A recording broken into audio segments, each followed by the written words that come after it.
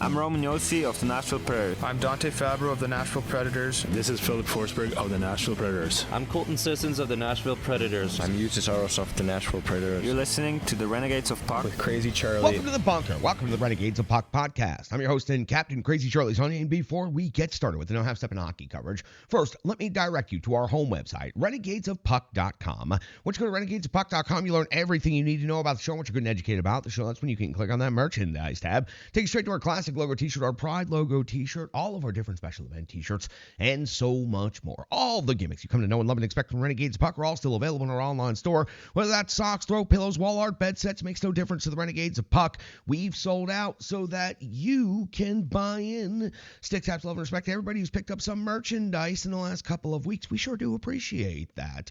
You can find us on social media at the following platforms. So please jump in the trenches with the Renegades of Puck. It doesn't cost you a penny, and it doesn't take you about a second. You can find us on Facebook and Instagram. You can also find us on TikTok, X, and Threads. So please, again, support the Renegades of Puck on social media. Pass those links around and help us build our following and our fan base. We sure would appreciate the help there. When it comes to YouTube, we are very appreciative of all of our recent subscribers to our YouTube channel. We are picking up in numbers, but we always need more Renegades in the trenches. As we continue building towards a visual medium society, we are looking to continue building up that YouTube page. We're looking to be ahead of the curve on that one, and you Renegades who have jumped in the trenches early on with that, we sure do appreciate that. You can find us on YouTube by just searching Renegades of Puck, and then you can subscribe to the channel, and you can even turn on that notification button. We try not to overdo it. We do upload a lot of content there, but we try not to make them all premieres and such, so we try to make it as easy as possible. We also post everything we do here from the bunker, including our interviews, right there on our YouTube channel. You can find the audio podcast on numerous platforms, thanks to the Full Press NHL Network and the Full Press Predators podcast. You can find us on Google, Stitcher, Spotify, Amazon, several other podcast platforms, whatever your pleasure, wherever it is you prefer to listen to podcasts. Just search Renegades of Puck today. Thank you for making us from local to global, from 2023 to 2024. We continue that momentum and that success so far on into the early parts of March. So again, stick taps, love, and respect to every single person that's checked out the show. Venmo, that's how you can financially support the show. If you can spare a dollar, it goes directly to the Renegades of Puck. Every single penny goes directly to helping this operation right here, known as the Renegades of Puck. Scan the QR code currently on the screen. Just search Renegades of Puck in Venmo today. And if you can spare it, we could use it. We're working on some things behind the scenes, as always, trying to get the climate controls, temperature system, whatever it is that the consultant is working on me with. We're trying to get it figured out, is what I'm trying to say, before the summer heat and humidity comes and starts ravaging our equipment. So if you can, help us out. If you can't, understandable. Please just keep listening to the show and watching the show, and we'll keep doing the work as best we can from here, even though it might look a little sweaty at times this summer. Now, I know it's time to know how to step in hockey. You don't think I know that by now? Please, it's operation number 886. We've done this 885 times previously. Actually, we've done that more times than that because of when games have been getting whatever. It's time for the No Half Step in Hockey coverage. Let's deliver the goods. It's time for operation number 886. That's right, show number 886. And at this moment in hockey history, the Nashville Predators currently find themselves in fourth place in the Central Division after 66 games skated. They have a record of 37-25 and worth 78 points.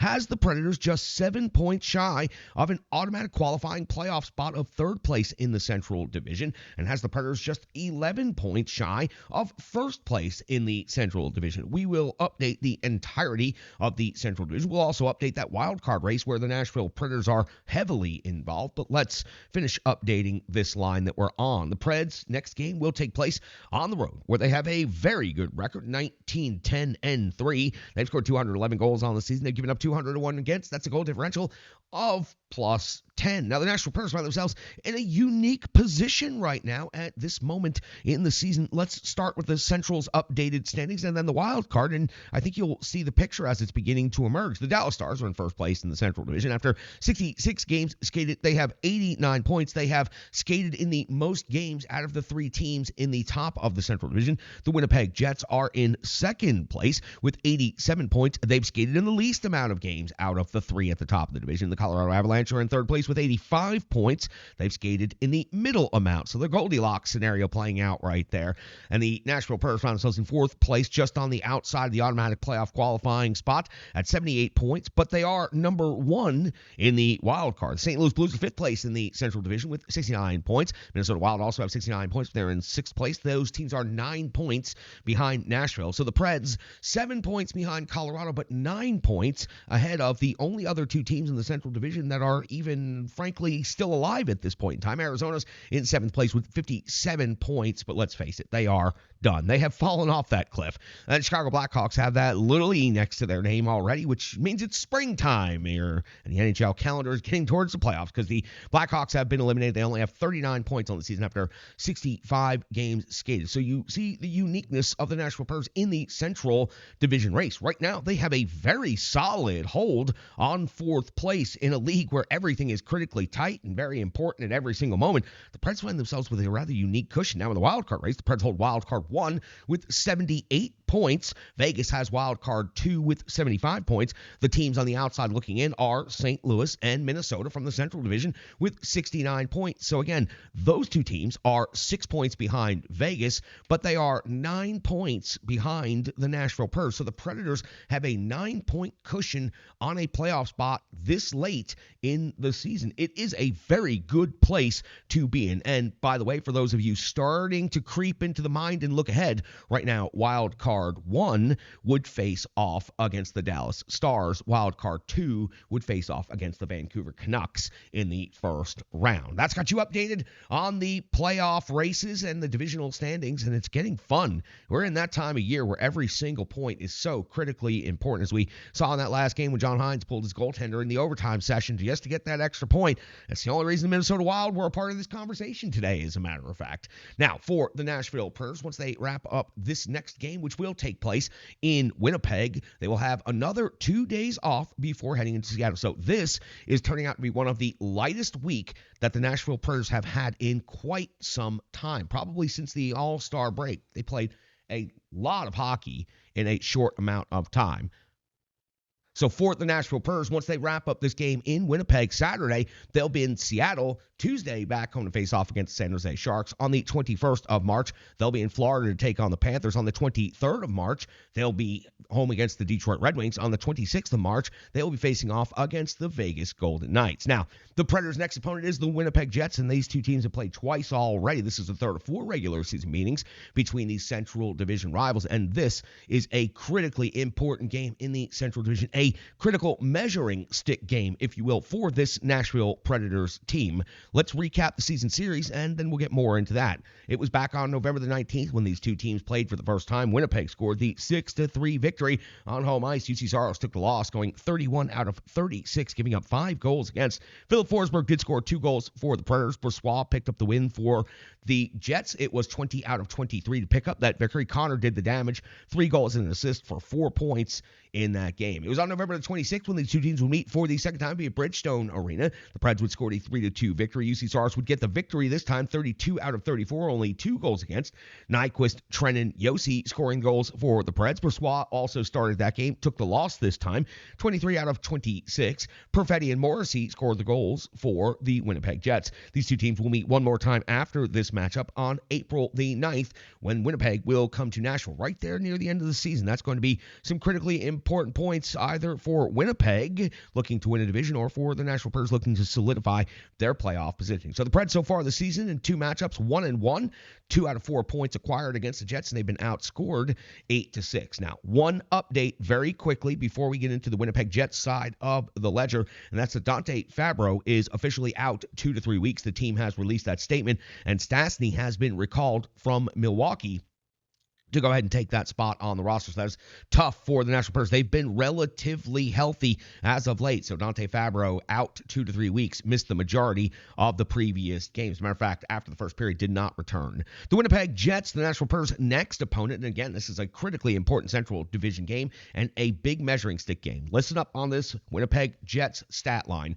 Their record on the season after 64 games skated is 41-8-2 18-5. They have 87 points. They are 9 points currently ahead of the Nashville Predators, and they are 2 points out of first place in the Central Division. On home ice, highly impressive. 22-8-2. They've scored 196 goals on the season. They've given up 153. That's a goal differential of plus 43. Now, their goals for number is not that impressive amongst the 4 current playoff spot slotted teams in the Central Division. The Winnipeg Jets have the least amount of goals scored, but they've also given up the least amount against. This Winnipeg Jets team is very interesting. Now, let's take a look at more into the numbers for this Winnipeg Jets. We'll talk about the last 5 games. It was a 5-2 win at Buffalo on March the 3rd. Common opponent. Preds just played Buffalo lately. 3-5. It was a 4-3 loss versus Seattle. First of a home-and-home against the Kraken. Then on the 8th of March, it was a 3-0 win at the Seattle Kraken. So splitting that home-and-home series with Seattle. On the 9th of March, it was a 5-0 loss at Vancouver. And on the 11th of March, their most recent game on Monday night was a 3-0 win versus the Washington Capitals. Hellebuck gets the shutout in that game, his 4th of the season, going 23 out of 23. Let's talk about the matchup between these two teams. Let's put the microscope on and talk about their season trends, league rankings, and all the numbers. When it comes to goals for, I told you the Winnipeg Jets don't score as much as other teams, but these stats and standings will reveal exactly what the Winnipeg Jets are all about. Goals for, 3.06 per game for Winnipeg is 18th in the NHL. The Predators, 3.17 goals per game is 15th in the NHL. When it comes to the goals against category, Nashville giving up 3.05 per game is 16th. Winnipeg only giving up 2.38 goals per game. Again, only 153 on the season. That is second overall in the National Hockey League. In the shots for category, 31.3 for Nashville is 12th best in the league, while 30.7 for Winnipeg is 17th. In the shots against category, 31.3 for the Nashville Predators is 12th overall, and the Winnipeg Jets limiting teams to only 29.2 shots on goal per game, 7th overall in the NHL. So 2 top 10 metrics for the Winnipeg Jets. Goals against, 2nd. Shots against, 7th. When it comes to the special teams, Winnipeg Jets are behind on the power play in this one. I was surprised, but again, you look at the amount of goals the Jets have scored this season, it's really not that big of a number.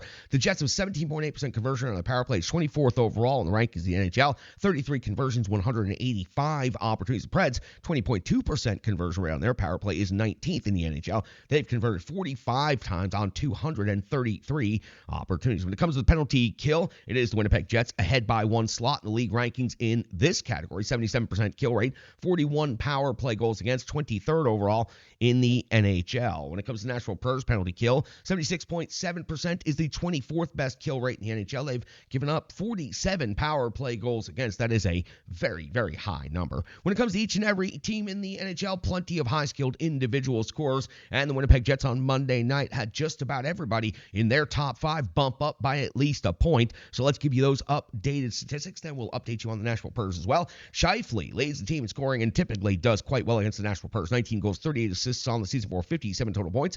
Morrissey is at 8 and 45 for 53. Connor already has 3 goals against the Nashville Predators this year out of his 27. That is the team leading 27. 18 assists added to that for 45 points. Ehlers, 19 and 26 for 45. And Nino Niederreiter, former Nashville Predator, 18 goals, 15 assists, 33 points. You know this is his time of year, and he is going to be a very difficult opponent to play against, as well as adding Toffoli there at the trade deadline. So remember that as part of this preview. The Nashville Predators statistics: Forsberg, 33 goals, 35 assists, 68 points, maintains his above point per game pace on the season. He had dipped below that for a moment. It looked like he was starting to stall out there in February, but now back on pace. The captain, Roman Josi, is turning out to have a great season. After a fairly slow start at the beginning of the Andrew Brunette tenure, Roman Josi has really adjusted quite well now in the last 50 games. 15 goals, 48 assists, 63 points. Ryan O'Reilly's at 24 goals and 32 assists for 56 points. Great addition to this Nashville Predators team. Nyquist, 17 and 39 for 56. And Tommy Novak, all he does is make plays. 13 goals, 24 assists, 37 points on the season. Anticipated goaltending matchup, and it is a significant one. A great number ones here. Hellebuck, a record of 30, 14, and 3, a .922 save percentage, 2.30 goals against, with now 4 shutouts on the season after getting a shutout in his last game against Washington with 23 saves in that one. And for so many years, it was Hellebuck versus Pecorine. Now Hellebuck versus UC Saros. He's a little shorter, but he's putting up career numbers that are so far outpacing Pecorine. Saros on the season, 27, 21, and 4, a .907 save percentage, a 2.85 goals against average, 2 shutouts on the season. A measuring stick matchup in every way for this Nashville Predators team. A win over the Winnipeg Jets would give the Nashville Predators a 2-1 record in the 3 games against the Jets this year. The Jets are solidly a playoff team. They have loaded up, and they are ready to make a run at it with a great goaltender and a whole lot of parts on that team that have had very good games against the Predators throughout their careers. This is going to be a very fun and very exciting game. I expect it to be hard-hitting. I don't anticipate the two teams are going to get along very well with each other in this one. It is going to be the beginnings of the playoff feel. We're starting to ramp it up. We're starting to feel that a little more in each game. Very excited about this one. Nashville Predators, Winnipeg Jets, 3rd game of 4 on the road trip. Preds, one of the lightest week. They've had an extra day of rest. They will have the opportunity to go into Winnipeg fresh, ready to go. Unfortunate about the Fabro injury, 2 to 3 weeks out of the lineup, but the Nashville Predators have proven they can bring Stastny up from Milwaukee, and he can fill in admirably, like how I did that right there, for this Nashville Predators team. That's going to do it for the preview. Hyped about this one. Hope everybody else is as well. We got to go back and talk about the previous game. It's called the Rebirth Sports Full Game Recap, and it is, in fact, coming up next right here on the Renegades of Puck podcast. Hockey players are as unique as the game itself, and your uniform should be tailored to fit you. Rebirth Sports is your sports apparel tailor. From shells, bags, warm-ups, hats, hoodies, branding, and more, let Rebirth Sports be your custom hockey tailor. And don't forget to tell them they do more than just hockey. Rebirth Sports on Facebook, Twitter, and Instagram. Rebirth Sport, a match made in hockey. It's now time for the Rebirth Sports Full Game Recap. We'll go all the way back to March 10th of the year 2024 when the Nashville Predators were in Minnesota, face off the Wild and close out the regular season series against their Central Division rivals. Your lines and defensive combinations, as deployed by head coach Andrew Burnett, are as follows: Forsberg, O'Reilly, and Nyquist, Mobilier, Sissons, and Zucker, Jankowski, Novak, Evangelista, Smith, McCarron, and Sherwood. Your defensive pairings are Yossi and Fabro, McDonough and Shen, Luzon and Carrier. UC Saros gets the start in net. We are just 39 seconds into the game, and it's Fleury coming with a save on McDonough, the first shot on goal of the game for either of these teams. We go to 2 minutes later at the 2:32 mark, and it's Fleury coming with another save, this time on Jankowski at the 2:52 mark of the first period. It's UC Saros coming up with his first save of the game on Bogosian, and then at the 2:57 mark, we get our first fisticuffs of the game. Yes, I did say first. McCarron and Foligno off the box, 5 minutes each. This was a good heavyweight tilt. It went on for quite some time. Foligno got the best of McCarron overall by the end of this thing. 5 minutes apiece, no effect on manpower. 3:16 in the first period. It's Brodin with his 7th goal of the season, breaking through on the scoreboard, giving the Minnesota Wild a 1-0 lead. 2 Minnesota players in the blue paint, felt like at least one of them perhaps preventing UC Saros from making the save, but the referees did not feel that way, and the Nashville Predators did not challenge to make it that way. So the puck goes into the net, and the Minnesota Wild take a 1-0 lead here on home ice in the first period.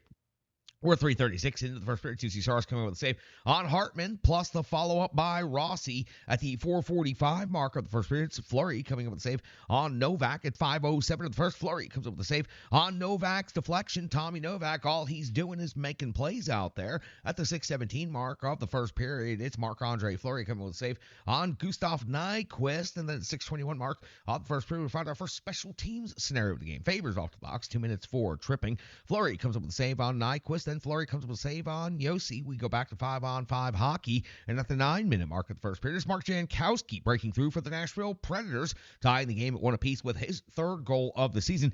Incredibly hard forecheck by the Nashville Predators forces the turnover. Sherwood sets it up from below the goal line. Jankowski in a perfect spot in the slot area. Gets rewarded for going to the hard area. Gets his 3rd goal of the season. The Preds tie the game at 1 apiece. 9:56 in the first period. Sherwood versus Shaw.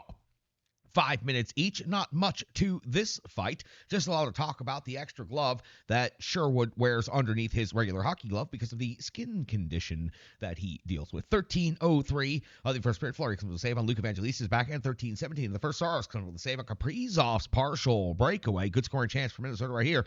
14:38 of the first period. You see Saros comes with a save on Lettieri at 16:40 of the first period. Saros comes with a save on Rossi. 17:09. Saros another save on Beckman.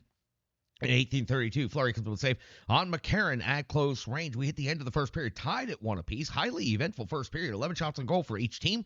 2 fights in the game so far. 1 power play going to the Nashville Predators. At 1:37 of the second period now, Fleury comes with a save on Nyquist at 3:56 of the second period. It's Luke Evangelista scoring his 14th goal of the season. Listen, this was an incredibly fortunate pinball scenario where the puck ended up bouncing at the end of all of these bounces right to Luke Evangelista for the finish. The Predators jump back on top now 2-1 in this game. At 3:59 of the second period, Fleury coming with a save on Sherwood. This was an incredibly strong save by the veteran goaltender, kicking out the left skate and coming up with the save at the 4:43 mark of the second period. Fleury coming up with a save on Forsberg at 8:49 of the second period. So a few minutes between shots on goal right here. Saros comes with a save on Eriksson. As a matter of fact, that was the first shot on goal for Minnesota in the second period. At the 9:49 mark of the second period, it's Fleury coming up with a save on Nyquist at 10:10 of the second period. It's Saros coming up with a save on Beckman. 11:30. Fleury back to work, coming with 7. The captain, Roman Josi, 12:27. Saros now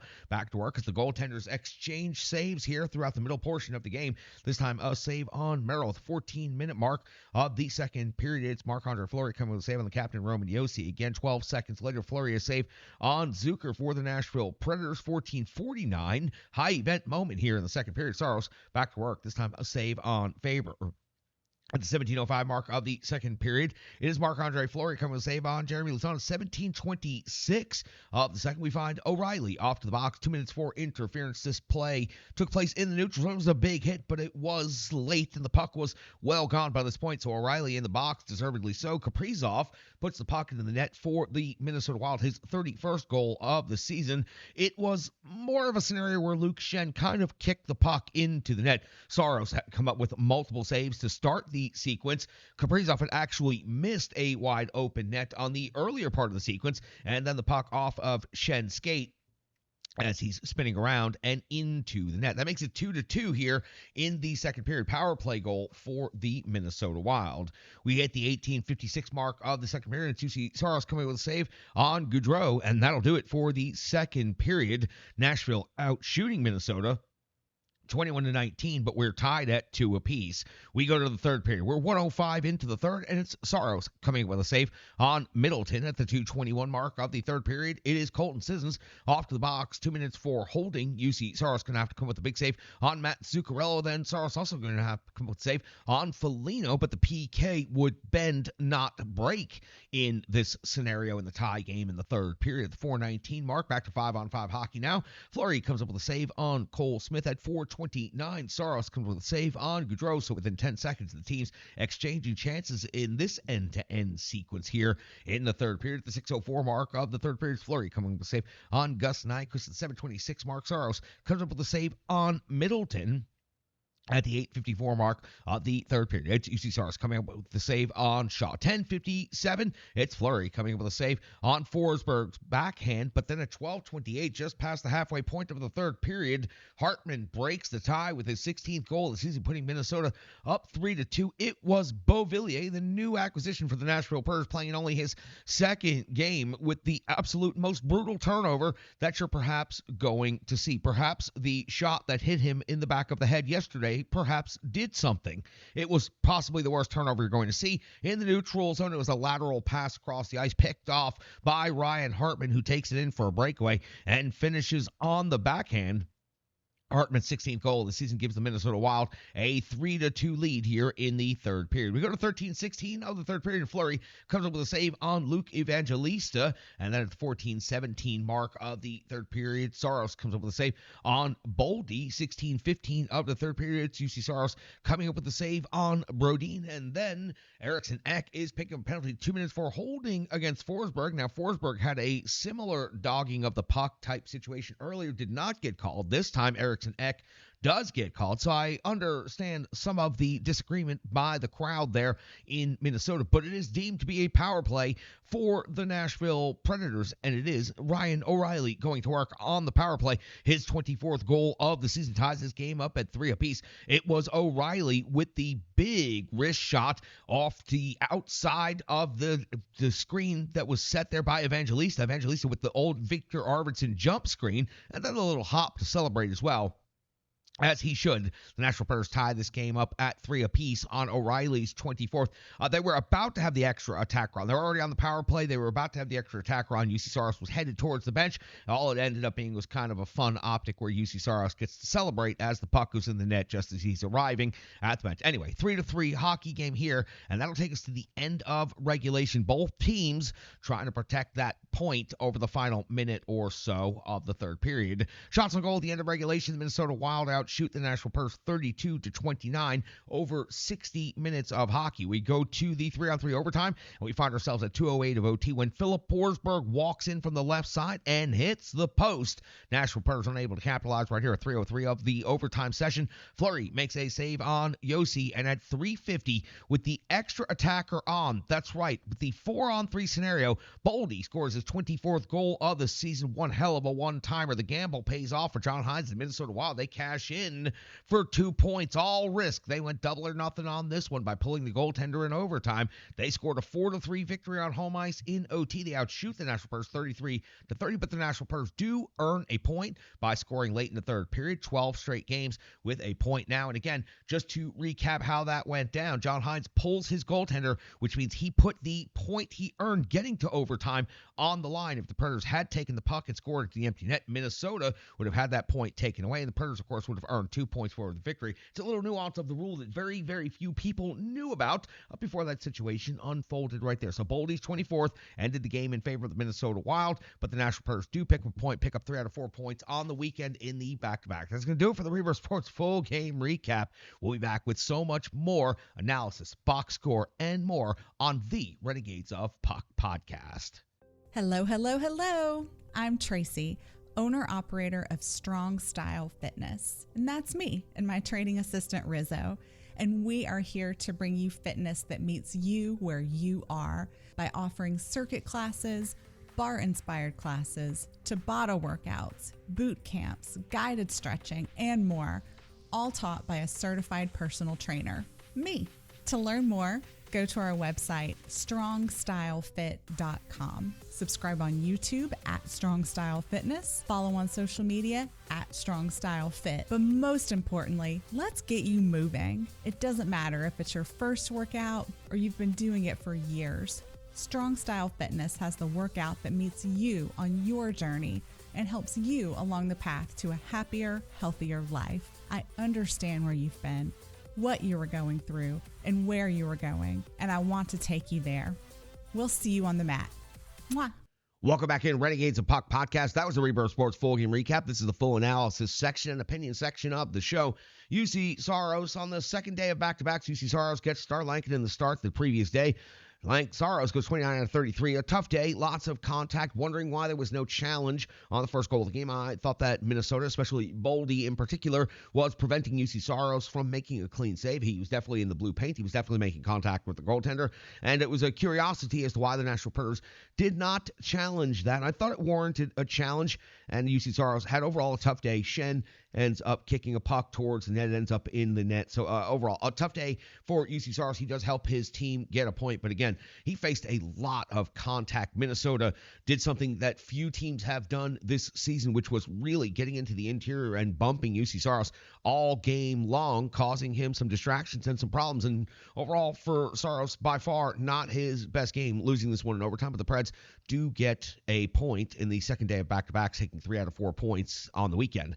Jankowski picks up a goal and assist for 2 points in this game. Also, 3 shots on goal. Jankowski still had legs on the second day of back-to-backs. Thought he looked really good out there in his 15:42 in time on ice. Thought he also did a good job on the penalty kill of 144 in total time on ice. So Jankowski, 2 points in this game, paces the Nashville Predators. Luke Evangelista picks up another goal on the weekend. He has been red hot as of late. 3 shots on goal as well in this game. And for Luke Evangelista, obviously going to the harder areas and bringing a little bit more jam has led to his game elevating and escalating to a new offensive level. And it's great to see Luke Evangelista competing the way he is out there on the rink. Ryan O'Reilly picks up a goal. It's a power play goal. It's a game-tying goal at a critically important moment as UC Saros is darting towards the bench. Ryan O'Reilly finishes off the play. Already had the extra attacker with the power play. Would have had 2 extra attackers if Saros had completed the change to the bench, but no need because Ryan O'Reilly is cashing in. His 24th goal of the season is a critically important moment. It earned the Nashville Predators a point after the Beauvillier turnover. This O'Reilly goal to tie the game gets a point, but also bails Beauvillier out because the entire storyline after the game would have been Beauvillier's absolutely the worst turnover of the entire season for the Nashville Predators, leading to the go-ahead goal at the time by Hartman for Minnesota. But O'Reilly comes back on the power play, gets the game-tying goal, his 24th of the season, and the Nashville Predators are able to force overtime before we see that insane scenario in the overtime where John Hines pulls Marc-Andre Fleury, has an extra attacker, and of course we've already covered it a couple of times, that risks losing the point that was acquired by making it to overtime, but it paid off. The gamble paid off, and the Minnesota Wild moved themselves up 1 slot in the wild card race, but still 6 points behind Vegas at this moment in time. But they did pick up the 2 points, and the gamble absolutely worked, and John Hines pulled one out of the hat right there. That was some risky gambling coaching right there, but again, it paid off. So for the Nashville Predators, they do get the point, but unfortunately in this game, Dante Fabro was injured in the first period. Fabro only skated 3:28 in total time on ice. The Preds had to go 5 defensemen for the bulk of the game on the second day of back-to-backs in a game that was being played quite physical. A couple of fights, a lot of hits, a lot of scrums after the whistles. This was an energy-sucking day against the Nashville Predators for the defense. They had a tough go of it. So we'll get an update on Dante Fabro's injury hopefully in the next 24 hours or so. Nashville Predators do have technically Monday and Tuesday off on this road trip before heading into Winnipeg to face off in an incredibly important game. So we'll see if we get an update on Dante Fabro's injury sometime later today. We'll update that on all of our social media platforms. That's going to do it for the analysis portion of the show. Nashville Predators fall in OT, but they extend their point scoring streak to 12. Impressive stuff by this Nashville Predators team where they went from outside the playoffs looking in to solidly with a cushion in wild card 1 and pushing to at least be in the rearview mirror of the top 3 of the Central Division. Let's hear from our good friends at Stripe Digital Solutions, and we'll come back. We'll get the good cold hard numbers known as the box score. Then we'll close it out. I've got something special for you coming up related to the Nashville Spartans Game 1. The digital environment can be quite intimidating, time-consuming, and cumbersome, especially with all those other areas that need attention at your business, and that's why Stripe Digital Solutions is here to help. I know because that's exactly what Stripe Digital Solutions did for me and the Renegades of Puck. From designing my home website and helping me create my merchandise to special event posters, brand building, and social media management. But it's not just that, it's so much more. Stripe Digital Solutions has helped me every step of the way. From startup to full-time operation, Stripe Digital Solutions has been there to assist and advise every single step of the journey. In today's fast-paced world, the path to success is having a strong digital partner, and nobody is better in the trenches than Brandy and Stripe Digital Solutions. Get the solution before it's even a problem with Stripe Digital Solutions. Welcome back in. Time for the box score. Your goal scorers for the Nashville Predators: Luke Evangelista, Mark Jankowski. Ryan O'Reilly ties the game up late in the third period.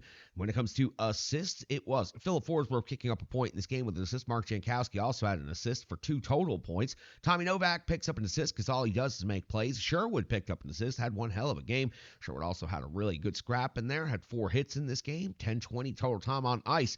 Made a lot with his little amount of ice time. Also, Roman Josi picks up another assist for his all-time franchise leading, extending those points. When it comes to shots on goal, it was Gus Nyquist with 5 leading the Nashville Predators, and Roman Josi had 4. and it was 3 for Mark Jankowski, 3 for Luke Evangelista. Nobody else with more than 2 block shots. 2 was the magic number in this one, and we have 4 defensemen with 2 block shots each. Dante Fabro in just his 3:28 of total time on ice, tied for the team lead for the game in block shots with 2. Roman Josi had 2, McDonough had 2, and Schenn also had 2. No surprise to see Luzon on the top of the physical category, 9 hits in this game. That's the most he's had in a while. Again, Minnesota was absolutely looking for a physical afternoon, and they encountered somebody who was willing to go with them. Luzon, 9 hits in this game. Also, Schenn with 5 hits in this game. Sherwood had 4 hits in this game. Also, Sherwood had a fight. McCarron had a fight in this game. When it comes to your time on ice leaders, at the forward position, it was O'Reilly at 20-27, and then Forsberg at 1938, Nyquist at 1934. This is on the second day of back-to-backs, remember, when it comes to defensemen, because there was only 5D for the majority of the game. The defenseman's ice time is quite skewed. Roman Josi, 27:59, again, on the second day of back-to-backs. McDonough, 26:05. Luzon, 24:34. Carrier, 23:13. The only defenseman under 20 minutes was Luke Schenn at 16:54. That was healthy, and I think that's because Schenn's been having some defensive issues over the course of this weekend. So we'll see Tyson Barrie more than likely plugged back into the lineup and possibly a call-up depending on how significant or how long-term the injury is to Dante Fabro. When it comes to the special teams, the power play for Nashville Predators was 1 for 2. 2 minutes for Nyquist on the power play time on ice. 1:53 for Forsberg, 1:49 for Luke Evangelista, 2 minutes even for the captain, Roman Josi. The PK for the Preds was also 1 for 2 at 50%. Your PK time on ice leaders, McCarron at 2 minutes, Jankowski at 1:44, and on the defensive side of things, McDonough at 1:41, and Luzon at 1:35. Some other numbers falling out of the box score. Face-off winning percentage, 54.5%, pretty decent for the Nashville Predators. 13 block shots, 30 hits, a very big physical day within the Central Division. 5 takeaways, 8 giveaways for the Nashville Predators. In net, UC Stars 29 out of 33, 4 goals against, an in-game save percentage of 8.79, 26 even strength saves, 3 power play saves, and again, a lot of contact for UC Saros in the net. Not much he could do with some of those particular situations. Let's close this out by saying that's a hell of a gamble by John Hines right there, with his season on the brink and his team well on the outside, looking up towards the wild card pack. Pulls Marc-Andre Fleury and risks it all, gets the extra attacker goal against the Nashville Predators and picks up the 2 points against the Preds. Again, that's something we've not seen, and that revealed a nuance of the rule book that very few people knew about. Now we are all very highly educated about what happens when you pull your goalie in the third period. For the Preds, they did pick up a point, though. 12th game in a row picking up a point. It's one of the longest streaks in franchise history, and the points right now are the most important thing. It was the second day of back-to-backs, down to 5 defensemen, and frankly, I thought the Nashville Predators weren't nearly as solid or as crisp as they could have been, but they were also pretty gassed there towards the end of this game, and they were still able to get a point. So 12 games in a row with a point for this Nashville Predators team, and if they can continue picking up points, then they will continue having this cushion in the wild card and maybe even putting pressure on the top 3. They'll have an opportunity to put some more pressure on Winnipeg, 7 points behind the Winnipeg Jets at this moment in time. Good stuff coming up in a couple of days. Nashville Predators in Winnipeg. Listen, I want to take you to the Gary Force Acura Ice Arena. It was game 1 of the playoffs for the Nashville Spartans, the first ever playoff game in team history, hosting the Toledo Cherokee, the 2-3 matchup, the Spartans being the 2 seed, the Cherokee being the 3 seed in the Great Lakes Division of the USPHL Premier Division. The winner of this best-of-3 series gets a trip to Utica, New York to compete in the single elimination national championship tournament. The Nashville Spartans had history on their home ice. I take you now to the Gary Force Acura Ice Arena. We'll close the show with this Nashville Spartans recap and report. I'm your host and captain, Crazy Charlie Saunier. Stick taps, love, and respect. I'm Charlie Saunier, voice of the Nashville Spartans, and today a new era begins. Today it's time for the playoffs to begin at the Gary Force Acura Ice Arena as the number 2 seed Nashville Spartans welcome in the number 3 seed Toledo Cherokee. This season, the Spartans went 4-0 against the Cherokee. 2 home wins here at the Gary Force Acura Ice Arena without giving up a goal. Daniel Duzic, 4-0 against the Cherokee this season. It's the divisional round of the USPHL Premier Division playoffs in the Great Lakes Division, and your Nashville Spartans are hosting Game 1 coming up in just mere minutes inside at the Gary Force Acura Ice Arena. Join us as you will see the 13th top scorer in the USPHL Premier for Toledo, Jacob Amar. You will also see the 15th, 16th, and 17th leading scorers in the USPHL Premier in Ronan Keenan, Austin McCallie, and also Kyle Flynn. It's playoff hockey at its finest, USPHL Premier Division, right here at the Gary Forrest Acura Ice Arena. Puck drop in minutes. Swords up. Prepare for glory.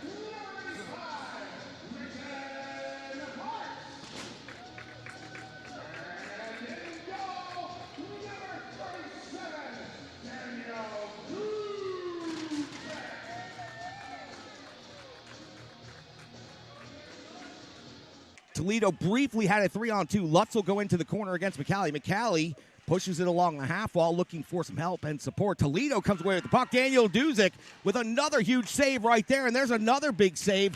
Rebound opportunity for Toledo. The first one went wide. The second one, Duzick had to stop. Duzick with another big save right there with the pad.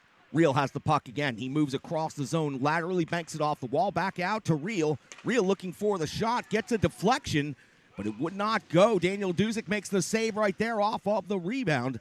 Duzick being tested early in this game. Real fires from out high. And there's Duzick coming with the save. The Spartans, good job clearing the rebound, but it's Toledo continuing to control the puck.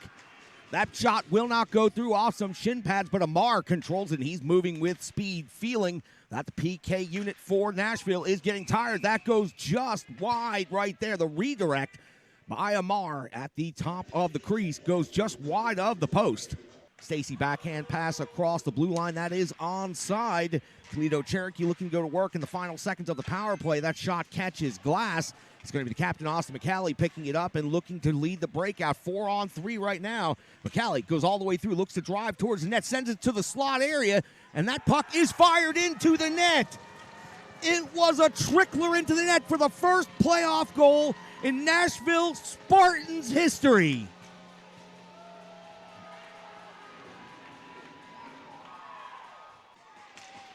Loose puck in front. Daniel Duzick with the biggest save of the game to this point. That puck seemed to elude multiple sticks of the Nashville Spartans, just sitting there on a tee for Toledo Cherokee, and they got their opportunity and took their swing. Daniel Duzick was there to answer. The captain, Austin McCallie, throws it to the net, and Chris Free chips it in for the power play goal. Spartans lead 2-0.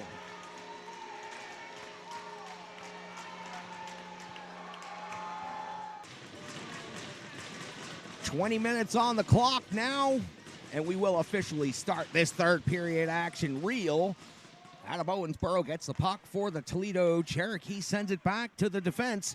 Now Real looks to get the puck and chip in, kicks it to himself, but could not get the shot off. Good scoring opportunity for Toledo, and that puck will not go, but then they do get the rebound. It is Real putting the puck in the net for the Toledo Cherokee. He was dogged and determined off the puck drop, and 16 seconds later, he puts the puck into the net. The Toledo Cherokee are on the board here in the third period. What an honor. What a tremendous joy it is to be here as a part of this game. It's great.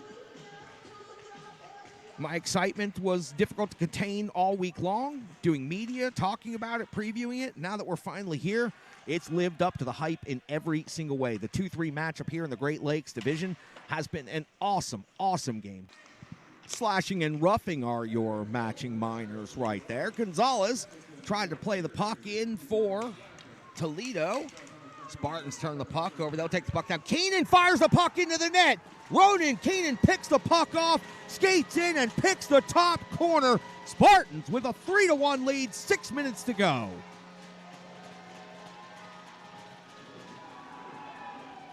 Great effort there by the Spartans to turn the puck over, and then Keenan with an absolute snipe beating Austin Nowak, who has put up an incredible performance here on the road against the Spartans. That's going to be a goal for the Toledo Cherokee. That's why that insurance goal was ever so important. We're back to a one-goal hockey game. That's going to be Lagelfo skating to the bench first. Spartans get the puck right here. A steal by Karaman. Karaman in. He's got a partial breakaway. Karaman shoots. Puck is stopped with the paddle. And there it is. Keenan scores on the rebound. The third opportunity for the Nashville Spartans goes into the net. 4-2. The Spartans have their insurance back. Keenan's second of the game as he takes flight. And it is going to be the Spartans recovering it. Murray has it, skates it out to the neutral zone, and Murray fires the puck into the empty net. The Spartans take the 5-2 lead here at the Gary Force Acura Ice Arena. 3-goal lead now for the Spartans with 1 minute and 8 seconds to go. Spartans continuing possession, dumping the puck back in deep. They'll look to work clock now as the Spartans are 1 minute away from their first ever team playoff victory. That'll give them a 1-0 lead in this best-of-3 series versus Toledo Cherokee. Game 2 tomorrow, face-off at 1 p.m. here at the Gary Force Acura Ice Arena. 45 seconds to go now in the game. A highly spirited contest, especially in the first period. Temperatures rising through the second into the third. And Toledo scoring 2 goals here in this third period to make this game not only highly interesting, but incredibly dramatic as the eyes of the USPHL are watching this series, knowing that one really good team is not going to have the opportunity to advance to Utica. Myler plays the puck in the final 15 seconds. Spartans, Hartz chips it off of the wall. Spartans just looking to go ahead and run out the clock now as we're under 10 seconds to go. We'll listen in here for the final seconds.